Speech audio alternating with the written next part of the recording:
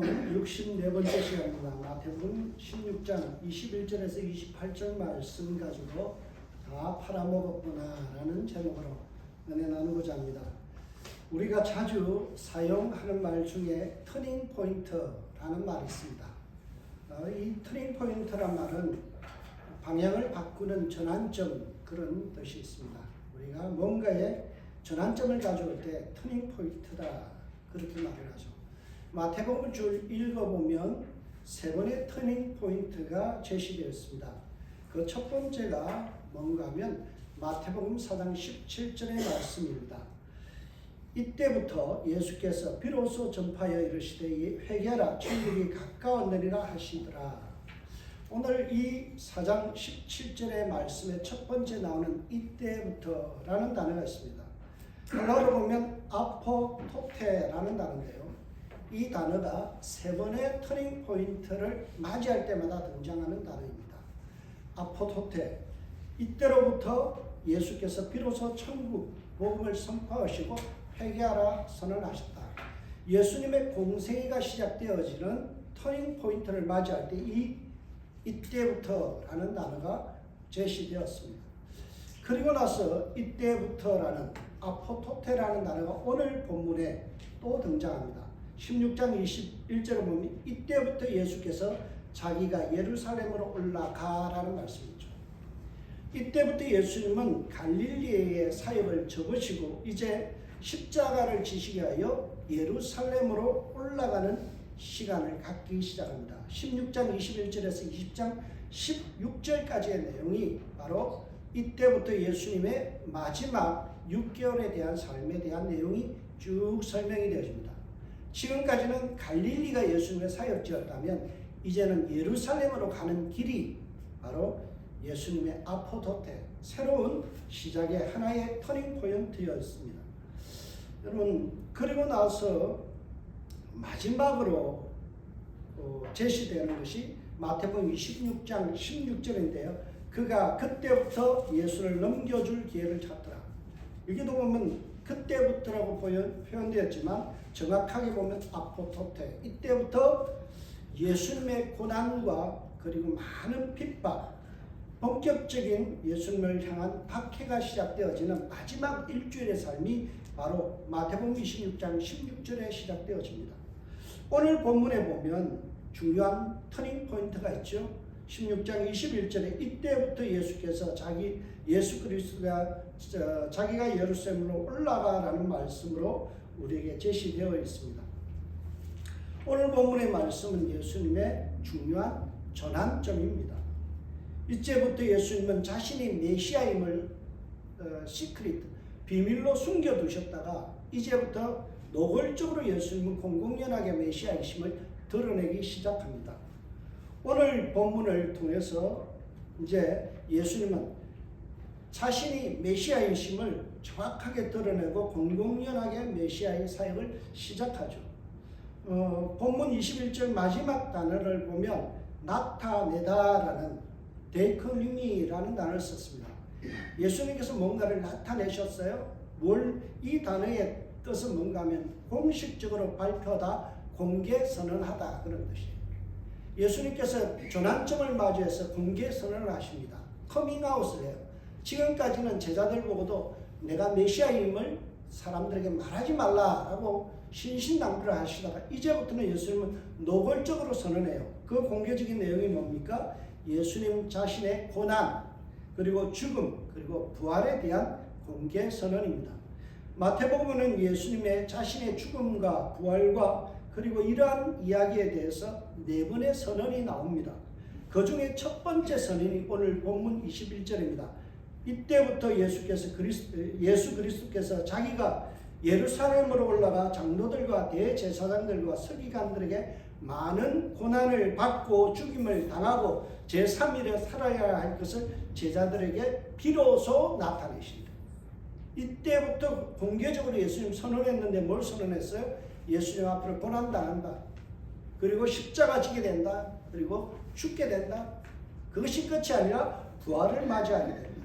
이것이 21절의 내용입니다. 이 말씀을 확대시켜 보면 16장부터 28절까지의 내용을 한 절로 요약하면 바로 오늘 21절의 말씀입니다. 16장부터 28장까지의 내용이 뭐냐? 예수님께서 고난받으시는 이야기, 예수님께서 죽으시는 이야기, 십자가에서 매달려 죽으시는 이야기, 그리고 부활하시는 사건이 바로 마태복음 16장에서부터 28장까지죠. 이것을 압축해서 컴팩트하게 딱 줄이면 오늘 21절의 말씀이 됩니다. 16장부터 28장 사이에 네 번의 예수님의 자기의 고난과 죽음과 부활에 대한 언급이 있다고 그랬죠. 그것이 17장 22절에서 23절, 20장 17절에서 19절, 26장 1절에서 2절에 정확하게 오늘의 말씀이 되풀이 돼요. 예수님은 순간순간 자신의 죽음과 부활에 대한 선언을 하십니다. 예수님께서 이렇게 노골적으로 공개적으로 자기가 죽게 될 것이다, 고난당할 것이다 라는 것을 선언하자 베드로의 태도가 돌변합니다. 오늘 본문 22절에 보면 베드로가 예수를 붙들고 항변하여 이르되 라고 되어 있습니다. 오늘 본문에 보면 베드로의 반응이 참 우리가 납득되지 않은 방향으로 흘러가고 있습니다. 그의 반응은 붙들고 항변했다라는 거예요. 여기에 원어를 보면 에피티마오라는 단어를 썼는데요. 영어 성경을 보면 리뷰, 꾸짖다라고 되어 있어요. 누가 누구를 꾸짖어요? 베드로가 예수님을 지금 책망하고 꾸짖고 있어요. 제자가 스승을 꾸짖고 있어요. 지금 베드로는요, 예수님을 다그치면서 꾸짖습니다. 매우 거친 태도로 예수님을 몰아세웁니다. 닦아세웁니다. 아마 멱살잡이 하듯이 예수님을 닦아세우고 몰아세운 것 같아요. 우리 성경에는 붙들고 항변하여 라는 말로 번역했습니다. 근데 영어 성경에 보면 이 항변이라는 단어가 pleading이라는 단어를 썼어요. pleading이라는 pleading이라는 단어를 썼습니다. 이 우리말의 항변이라는 뜻은 어떤 뜻인가 하면 공격과 방어의 하나의 방법으로서요, 상대방의 어떤 의견이나 주장을 갖다가 부인하는 게 아니라 취소시키는 행위, 그러니까 원천 무효, 원인 무효다라고 하는 것이 바로 항변이에요. 예수님 말씀하시자 베드로가 어떻게 했다고요? 취소시켜 주세요. 그리고 어떻게 했어요? 원인 무효입니다. 예수님 말씀 무효예요. 그렇게 이야기합니다. 그러면서 이렇게 항변합니다. 주여 그리 마옵소서. 이 일이 결코 주께 미치지 아니하리다. 결코 주께 미치지 아니하리다 라는 말을 해요. 헬라어로 보면 헬리오소이라고 되어 있는데요. 정확히 번역하면 결단코 그렇지 아니하나이다. 아무리 하나님의 뜻이라도 내 계산과 다르기 때문에 나는 수용할 수 없습니다. 무효입니다. 원천 무효입니다. 네, 이 말이 참 강한이잖아요. 주님 말씀하시면 내가 나아가리라. 주님 말씀하지 않으면 내가 멈춰서리라. 이게 우리 그리스도인이 되어야 되는데 지금 베드로는 뭐라고요? 내 계산하고 달라요. 그러니 하나님의 뜻이든 뭐든 상관없고 무효입니다. 나는 못 받아들여요. 취소하세요. 지금 베드로가 그러고 있다는 거예요. 여러분, 이게 우리의 모습 아닌가요? 내 계산하고 예수님의 계산이 다를 때가 많잖아요. 내 생각하고 내 기대하고 다르게 예수님이 이끌어 가실 때가 있잖아요. 그럴 때마다 우리 뭐예요? 주님 무효예요. 취소시켜 주세요. 그거 아니잖아요. 나에게 복을 주셔야지 왜 고난을 주십니까? 나에게 건강을 주셔야지 왜 나에게 이러한 질병을 주십니까? 여러분, 이러한 마음이 일어나잖아요. 주님의 뜻이라면 받아들이는가? 이게 신앙이에요. 우리 교회가 헌금해서 모금해서 전달했던 고 나영호 목사 사모님께서 저에게 책을 보내줬어요. 우리 그 나영호 목사님께서 아이와 은혜교회를 섬기다가 2년 동안 투병 생활하고 나서 돌아가시고 나서 사모님이 책을 그때 남겼던, 남편이 남겼던 글들, 자기가 남겼던 글을 가지고 책을 썼어요. 책 제목이 참 의미심장합니다. 아픈 것도 사역이다. 아픈 췌장암으로 죽어가면서 아픈 것도 사역이다. 주님이 나에게 췌장암을 주신 것에 대해서 감사하면서요. 그것을 사역이라는 거예요. 죽는 순간까지 그 마음 잃지 않고 살았어요. 너무나 기특한 후배이고 참 제가 좋아하는 후배입니다. 여러분들 내 뜻하고 달라도요. 수용할 수 있는 신앙. 이게 돼야 돼요. 그런데 베드로는 주님 뜻하고 자기 뜻이 달라지니까 취소시켜 주세요. 무효입니다. 이렇게 항변하기 시작해요. 그러자 예수님도 안면볼수예요. 조금 전까지만 해도 베드로야 너 참 대견하다. 바요나 시몬아 내가 복되도다. 예수님께서 그렇게 칭찬했는데 예수님은 낯빛이 달라져요. 예수님도 돌변하십니다. 그리고 나서 꾸짖습니다. 23절을 보세요. 예수께서 돌이키시며 베드로에게 이르시되 사탄아 내 뒤로 물러가라. 너는 나를 넘어지게 하는 자로다. 내가 하나님의 일을 생각하지 아니하고 도리어 사람의 일을 생각하는도다. 예수님께서 베드로 앞에서 돌이켰다라고 돌이키시며 라는 단어를 썼습니다. 이 뜻은요. 돌아서다라는 말도 있지만 이 단어의 뜻은 change, 돌변하다, 바뀌어지다. 예수님께서 돌변하신 거예요. 지금 베드로를 향하여 지금까지 복되다라고 하시는 것을 돌이켜서 완전히 예수님 안면 몰수예요. 태도를 완전히 바꿔요. 예수님의 미간이 아무래도 찌푸리진 것 같아요. 안색을 변하며 베드로를 향하여 뭐라고요? 사탄아 내 뒤로 물러가라. 그렇게 표현하고 있습니다. 이 표현은요. 마태복음 4장 10절에 등장하는 표현입니다. 원어적으로는 같아요. 예수님께서 자기를 시험했던 사탄, 세 가지 시험을 했던 사탄을 향하여 사탄아 물러가라 했던 때 그 단어와 동일한 단어를 오늘 예수는 베드로를 향하여 쓰고 있어요. 그런데 이 헬라 원어를 보면 참 재밌는 게요.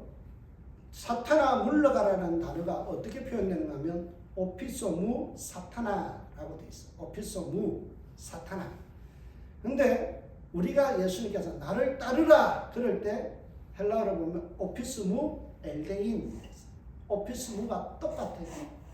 여러분 예수님을 따르는 거하고 사탄 놀이하는 거, 사탄 행위를 하는 게요 한 끗 차이예요. 오피스무 엘데인이냐, 오피스무 사탄하냐. 여러분 우리의 신앙이 그런 것 같아요. 어느 날은요 천사예요. 어느 날은 어때요?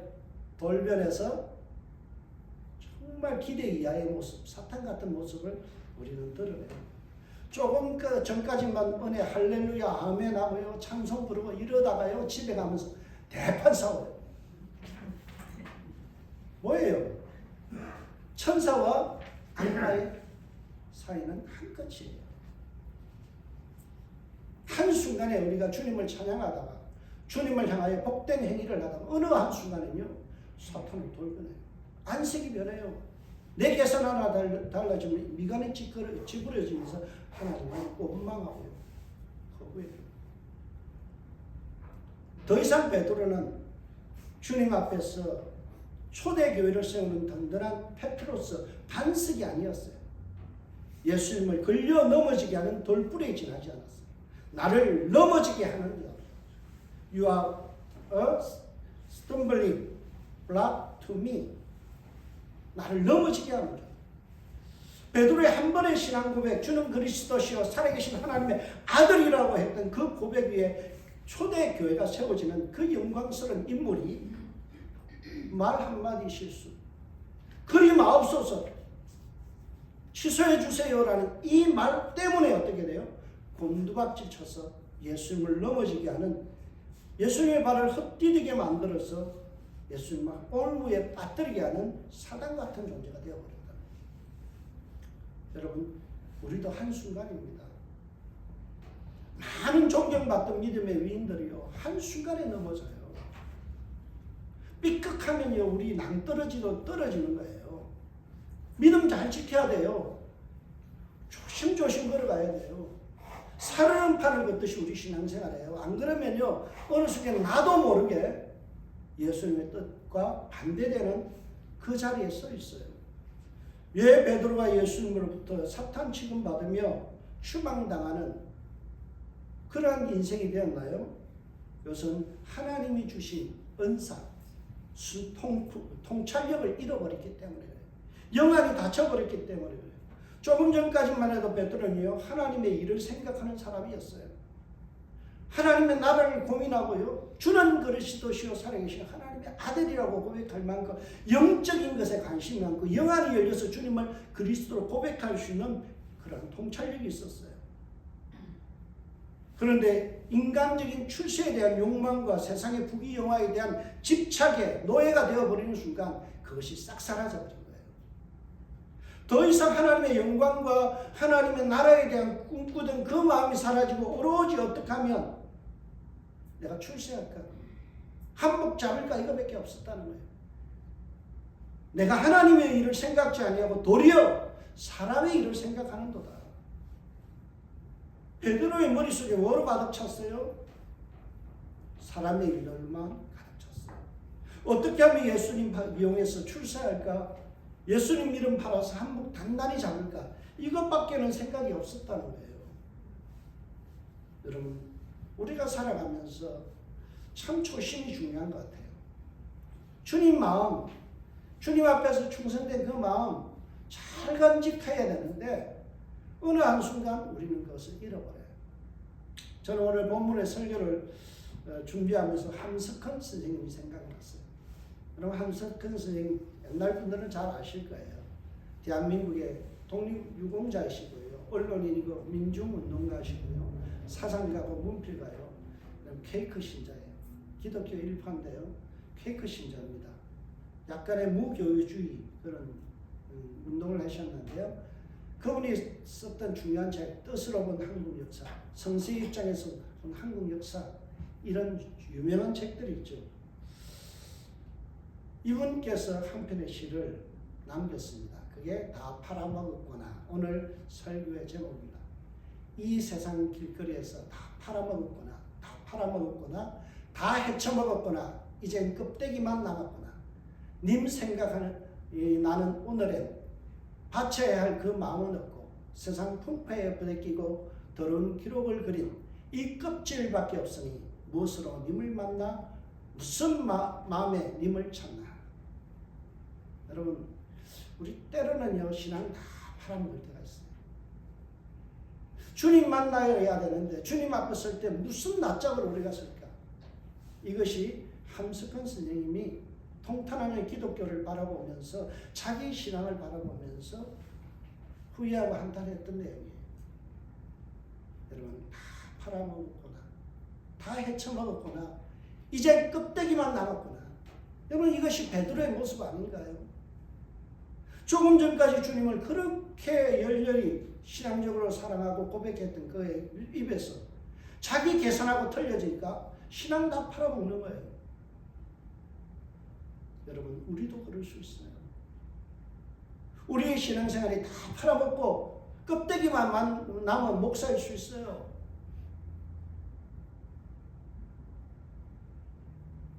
베드로가 이렇게 통찰력을 다 팔아먹고 나니까 어떤 결과가 주어졌나요? 예수님을 오해해요. 십자가에서 우리 죄를 용서하시기 위해 고난받으시는 메시아가 아니라 영광의 왕, 나의 한 자리 주실 그러한 왕으로서의 메시아를 기대했어요. 이러다 보니 자신의 직분인 제자가 어떤 존재인지를 잃어버리고 오해한 거예요. 예수님처럼 섬기는 제자가 아니라 왕 옆에서 호가호위하며 군림하며 뭔가 권세를 잡고 잘 나가는 그런 장관의 자리를 꿈꾸는 베드로였습니다. 이러한 헛바람이 들어버렸어요. 모든 제자들 역시 이 헛바람에 동의하고 그들 역시 예외가 아니었습니다. 제자 베드로가 예수님 앞에서 멋진 고백을 했잖아요. 주는 그리스도시요 살아계신 하나님의 아들이십니다. 그들이 함께 합창하던 하신 거예요.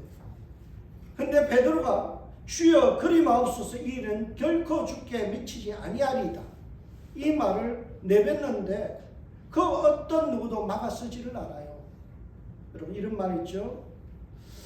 여러분, 침묵은 암묵적 동의이다.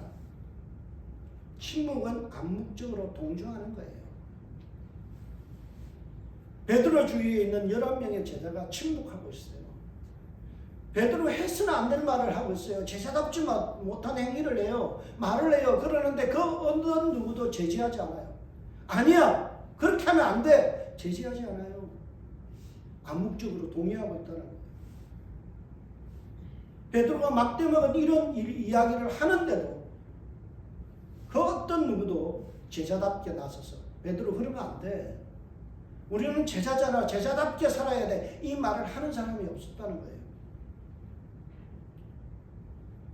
분명히 예수님은 제자들에게 기대하는 바가 컸어요. 그러나 제자들의 모습은 너무나 우리가 기대하는 모습과는 다르게 참 바닥을 기고 있습니다. 자신들의 정신적 지주이시자 스승이었던 대장이었던 예수님께서 죽을 수 있다라는 이 말이 떨어지자 그들은 믿음의 눈이 어두워져서 불안해지고 그리고 두렵기 시작했어요. 분명히 예수님은 부활을 통해서 다시 살아난다라는 것을 승리할 것을 예언해 주셨지만 그것은 들리지 않는 거예요. 뭐만 들려요? 아, 예수님 고난받고 죽는구나. 이것만 듣고 그것만 생각해요. 자기가 듣고 싶은 것만 들은 거예요. 예수님의 방점은 거기에 있는 게 아니에요. 죽지만 다시 살아난다. 부활이 있다, 승리가 있다. 이것을 말씀하셨는데 제자들은 지레 겁먹고 어때요? 아, 예수님 죽는구나. 여기 마음이 뺏겨버려서 염려와 걱정으로 잔뜩 마음이 움츠러들었죠. 그래서 예수님께서 제자를 향하여 신앙의 방향을 재설정해 줍니다. 예수께서 베드로를 향하여 내 뒤로 물러가라 라는 표현을 했어요. 여러분, 내 뒤로 물러가라. 이 표현은 베드로가 서야 될 위치를 말씀해 주는 거예요. 지금까지 베드로는 예수님 앞에서 맞서고 있었어요. 멱살 잡고 있었어요.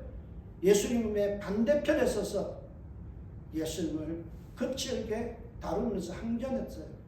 예수님께서 뭐라고요? 내 뒤로 물러가라. 여러분, 마태복음의 최고의 주석가는 R.T. 프랜스라는 사람입니다. R.T. 프랜스가 이 본문을 이렇게 해석합니다. 나와 맞서는 자리가 아니라 나를 뒤에서 순종하며 따르는 제자의 자리로 물러가라. 사탄아, 내 뒤로 물러가라는 이 말은요, 네가 서야 될 자리는 사탄처럼 나 앞에 서서 맞서는 자리가 아니라 내 뒤로 가서 나를 따르는 자리, 순종하며 따라오는 그 자리로 돌아가라 라는 거예요. 저와 여러분이 예수님의 뒤에 서기를 바라요. 내 뜻하고 달라도 예수님하고 맞서지 마세요. 내 생각하고 달라도 주님 앞에서 어깃장 놓고 서로 예수님 앞에서 앙탈 부리지 마세요. 내가 서야 될 자리는 예수님 뒷자리예요. 맞서는 자리가 아니라 뒤로 물러가 서는 자리예요.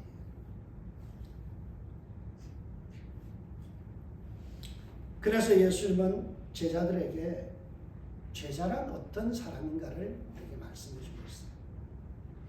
맞서는 자가 아니라 따르는 자. 24절에서 27절까지 말씀은 제자가 무엇인가, 제자의 본질에 대한 것을 가르쳐 줍니다. 여러분, 제자의 본질이 뭘까요? 제자는 어떤 사람일까요? 제자는 예수님을 따르는 사람이에요.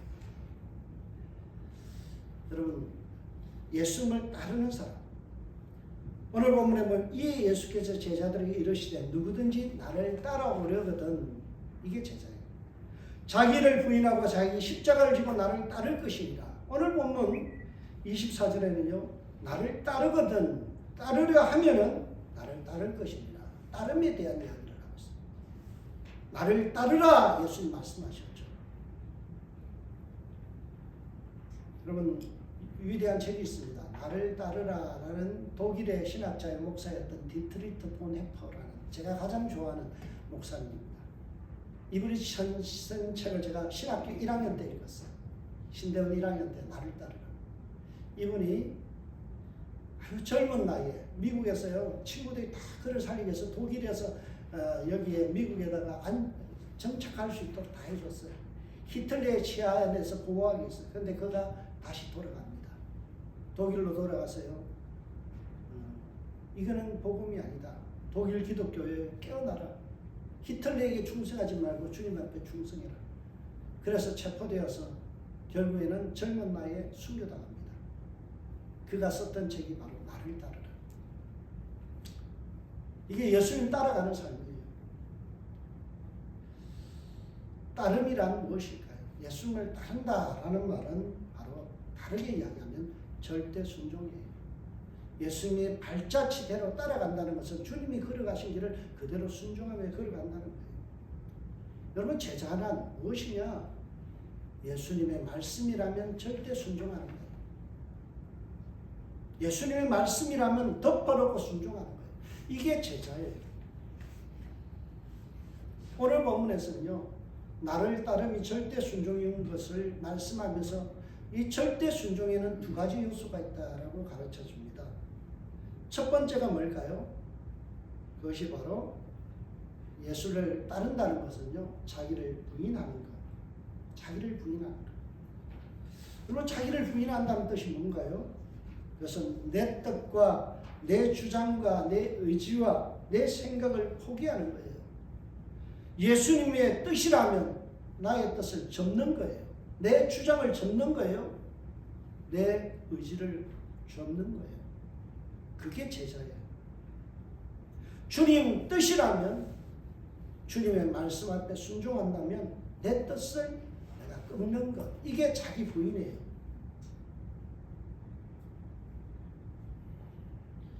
자기 중심의 삶에서 예수 중심의 삶, 내 중심의 삶에서 말씀 중심의 삶, 내 중심의 삶에서 십자가 중심으로 패러다임 시프트, 내 삶이 바뀌는 것. 이게 제자예요. 지금까지는 내 뜻대로 살았잖아. 내 주장하고 싶은 대로, 내 성격대로, 내 성질대로 살잖아요. 그것을 꺾어버리고 주님의 뜻 앞에서 주님 사랑하니까 사랑하는 거예요. 참으라니까 참는 거예요. 덮어주라니까 덮어주는 거예요. 인내하라니까 인내하는 거예요. 감사로 받아들이라고 하니까 감사하는 거예요. 이게 뭐라고요? 자기를 부인하는 거예요. 감사할 이유가 없어요. 아파요, 힘들어요, 손해봤어요. 어떻게 감사해요? 근데 주님이 항상 범사에 감사해라고 그러니까 덮어놓고 감사해 보는 거예요. 그게 제자예요. 여러분, 제자 훈련의 가장 베이직, 그러니까 기본 스탠다드가 되는 책이 있어요. 그 책에 보면 주로 다루는 그 수레바퀴의 삶, 그 책에 보면요, 항상 먼저 언급하는 성경 구절이 있습니다. 그게 우리가 잘 아는 갈라디아서 2장 20절 말씀입니다. 거기에 보면 내가 그리스도와 함께 십자가에 못 박혔나니 그런즉 이제는 내가 산 것이 아니요 내 안에 그리스도께서 사신 것이다. 이제 내가 육체 가운데 사는 것은 나를 사랑하사 나를 위하여 자기를 버리신 하나님의 아들을 믿는 믿음 안에서 하는 것입니다. 여러분, 이제는 누가 산다고요? 내가 사는 게 아니라 예수가 내 안에 산다.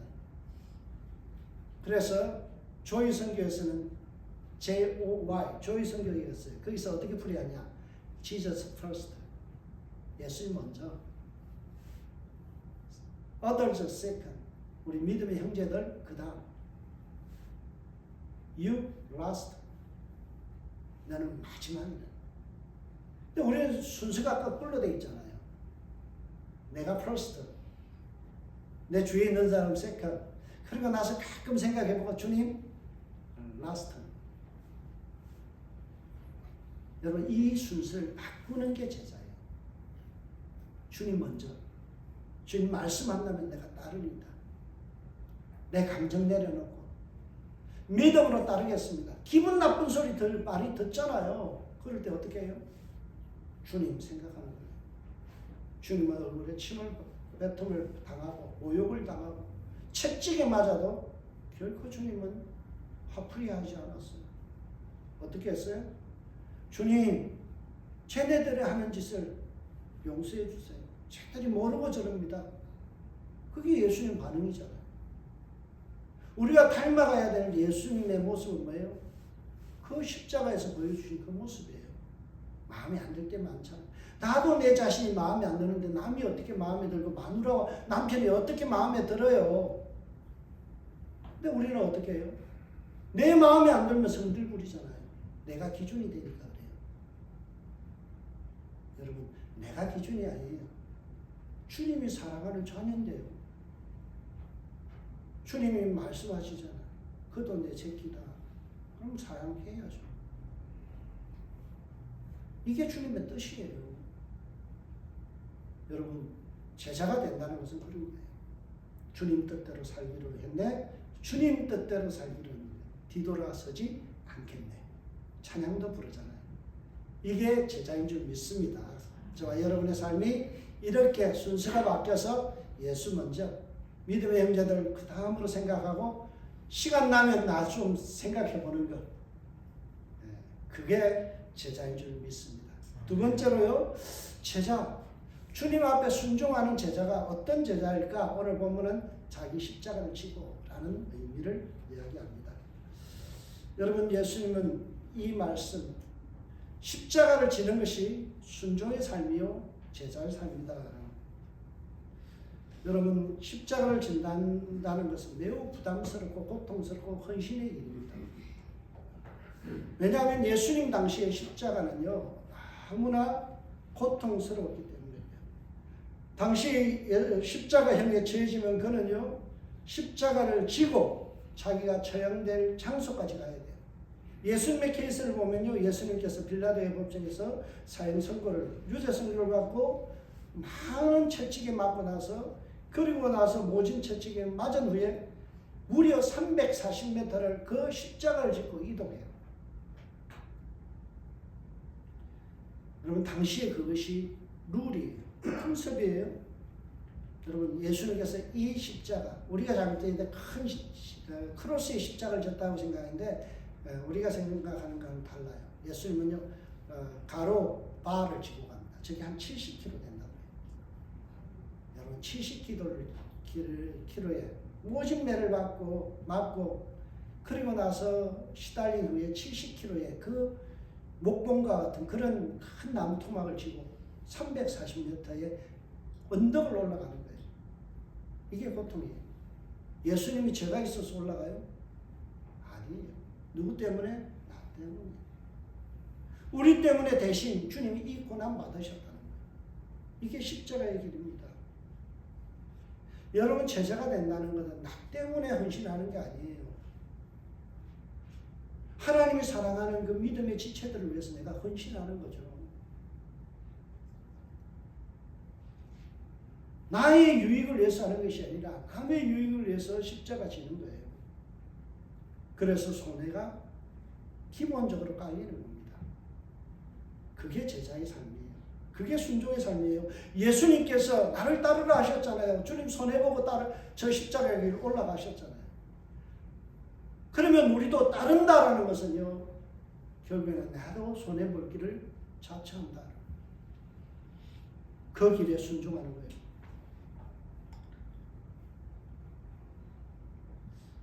자기 몫에 태워진 십자가를 지고, 내 몫에 태워진 십자가를 지고 외면하지 않고 순종하며 걸어가는 겁니다. 25절을 보세요. 누구든지 제 목숨을 구원고자 하면 잃을 것이요 누구든지 나를 위하여 제 목숨을 잃으면 찾을 것이다. 마태복음 10장 39절에 동일한 말씀합니다. 자기 목숨을 얻는 자는 잃을 것이요 자기를 위하여 자기 목숨을 잃는 자는 얻으리라. 역설적이죠. 자기 목숨을 헌신짝같이 내어 던질 수 있는 그러한 희생과 헌신이 있어야 된다. 여러분, 예수님의 삶은 그 삶이에요. 그래서 제자들이 나중에는 정신 차리고 나서 어떻게 해야 돼요? 다 숨겨요. 한 명, 사도 요한 빼놓고는 다 숨겼잖아요. 11명이 숨겨하죠.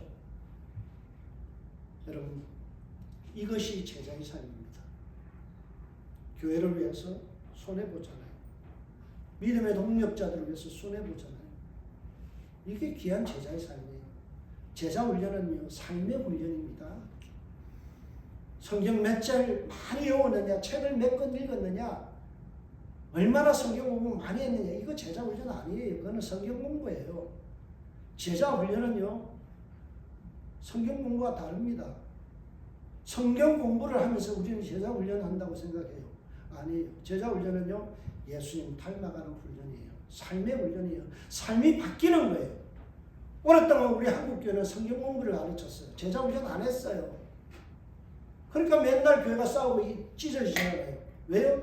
예수님 모습 담는 훈련을 안 했으니까. 성경은 뒷담 안에 아는데요, 삶은 못 따라가는 거예요. 그래서 늘 제가 우스갯소리 하잖아요. 새벽기도 마치고 돌아가는 길에 남의 집 담장에 호박 따가는 신앙. 그게 우리들 하는 짓이에요. 삶이 변해야 돼요. 삶이. 여러분, 그러기 위해서는 가장 먼저 중요한 부분이 포기돼야 돼요. 그게 바로 물질입니다. 사람이 만일 온 천하를 얻고도 제 목숨을 잃으면 무엇이 유익하리요? 사람이 무엇을 주고 제 목숨과 바꾸겠느냐? 온 천하를 얻는다는 이 표현은 물질적으로 부자가 된다 이 말이에요. 출세한다는 거예요. 부자가 된다는 거예요. 그런데 주님을 위해서라면, 주님이 원하신다면 기쁜 마음으로 포기할 수 있는 마음이 돼요. 오늘 우리 찬양했죠. 나 주님의 기쁨 되기 원하네. 여러분, 주님의 기쁨이 되기 위해서 물질적으로 내가 주의 공동체와 이 사랑하는 사람들을 위해서 포기하는 거예요. 제가 여러분들에게 참 소개하고 싶은 짐 엘리어트, 에콰도르 선교사. 그분이 유명한 말을 남겼죠. 영원한 것을 잡기 위해 영원치 않는 것을 놓아버리는 것은 결코 바보가 아니다. 영원한 가치, 천국의 가치를 위해서 주님 앞에 인정받고 칭찬받는 것을 위해서는 나의 사소한 물질적인 헌신, 놓아버리는 것 결코 플리시, 바보가 아니다. 그것이 현명한 삶이에요. 이렇게 예수님 앞에 제자의 삶을 살아가기를 자원하고 힘쓰는 자들에게는 예수님의 보상이 있습니다. 27절, 인자가 아버지의 영광으로 그 천사들과 함께 오리니 그때 각 사람이 행한 대로 갚으리라. 여러분, 신구약 성경에 끊임없이 갚으리라 말씀하고 있어요. 여러분, 오늘 본문에 예수님 앞에 사탄 취급받았던 베드로가 나중에 은혜 받고 정신이 돌아온 이에 베드로서 1장 17절에 이렇게 말씀합니다. 외모를 보지 않고 각 사람의 행위대로 심판하는 일을 우리가 아버지라 부른즉 너희가 나그네로 있을 때 두려움으로 지니라. 예수님은요, 심판주이십니다. 우리가 얼마나 이 세상 나그네로 살 때 잘했는지 보시는 거예요. 나만 위해서, 내 출세를 위해서, 내가 누리는 걸 위해서만 살아간다. 그거는 예수님 앞에 책망받아요. 우리가 적어도 그리스도인이라면 영원한 천국의 가치를 가진 사람들이 내가 손해보는 일에 헌신해야 돼요. 나누어주는 삶에 살아가야 돼요. 이렇게 보상 받을 때 가장 큰 보상이 뭘까? 그게 28절 내용이에요. 진실로 너희에게 이르노니 여기서 있는 사람 중에 죽기 전에 인자가 그 왕권을 가지고 오는 것을 볼 자가 있느냐. 이 말씀을 오해하면 안 돼요. 이 말씀은요, 우리가 예수님 다시 오시는 것이 제자들이 생존에 다시 오신다 이렇게 해석하기가 쉽죠. 그런데 이 말씀을 28절만 딱 떼어서 보면 그럴 수 있지만 21절에서 27절의 말씀에 이어서 보면 그런 뜻이 아니에요. 28절 말씀이 세 가지 명도로 학자들이 이해해요. 첫 번째는 단지 엿새 후에 일어날 예수님의 어떤 사건을 지칭한다. 그게 뭔가 하면 예수님의 변화산 사건. 마태복음 17장에 가보면 2절에 그들 앞에서 변형되사 그 얼굴이 해같이 빛나며 옷이 빛과 같이 희어지더라. 너희들 제자들 중에 이 광경을 목도할 제자들이 있다. 이 말씀으로 해석해요. 또 다른 해석은요, 예수님의 부활 사건을 이야기하는 것이다 라고 해석하고요. 세 번째 의견은 뭔가 하면 마가의 다락방에 있었던 성령의 사건이다 라고 해석해요. 학자들은요, 세 가지 다르게 설명하지만 공통점이 있어요. 그게 뭔가요? 하나님의 영광을 본다는 거예요. 하나님의 영광. 가장 큰 영광이 보상이 뭐예요? 하나님의 영광을 경험한다. 여러분, 하나님의 영광 앞에 노출되어지고 하나님의 영광을 경험하게 되고 하나님의 임재와 하나님의 영광 앞에 사로잡히는 사람, 그걸 너희들이 보상을 받게 된다 이 말이에요. 여러분, 이 땅에 가치 있는 거 많죠. 돈도 있고 명예도 있고 출세도 있고 자식도 있고 다 있어요. 자랑하지 마세요. 자랑하지 마세요. 우리의 자랑할 것은 오직 예수 그리스도. 그분만을 자랑하고 그분만을 높이고 그분만을 앞세우고 그분이 살아가신 것처럼 나를 부인하고 말씀 앞에서 숙이고 주님의 뜻 앞에서 숙이고, 그리고 나서 나를 어떻게 한다고요? 십자가를 지고 희생하고 헌신하는 삶. 정말 발가락 냄새나는 제자들 발을 씻겨주신 그 주님의 모습 닮아갈 때 우리는 어떤 보상을 받아요?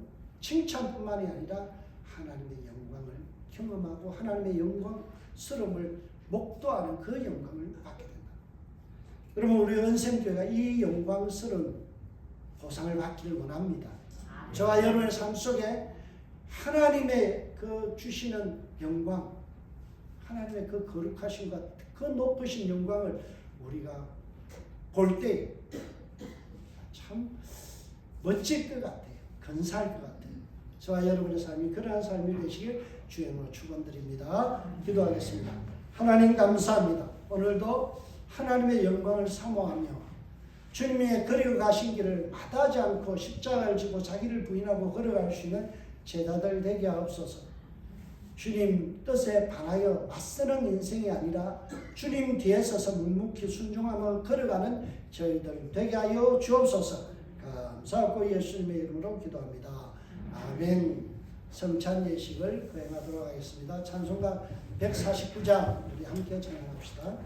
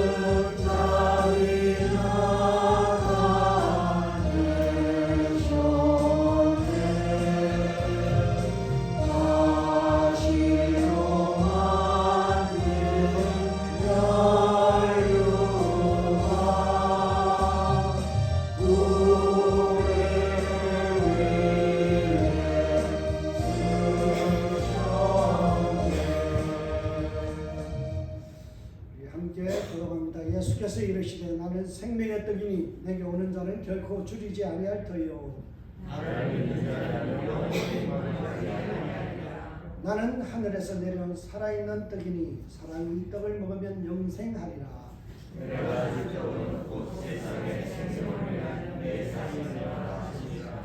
내 살을 먹고 내 피를 마시는 자는 영생을 가졌고 마지막 날에 내가 그를 다시 살리리니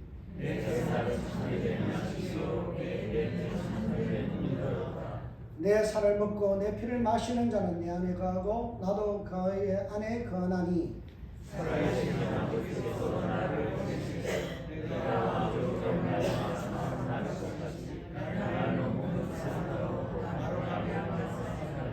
새 계명을 너희에게 주노니 서로 사랑하라. 내가 너희를 사랑한 것 같이 너희도 서로 사랑하라. 너희가 서로 사랑하는 이로써 모든 사람이 너희가 내 제자인 줄 알리라. 아멘. 함께 성찬 예식에 참여하겠습니다.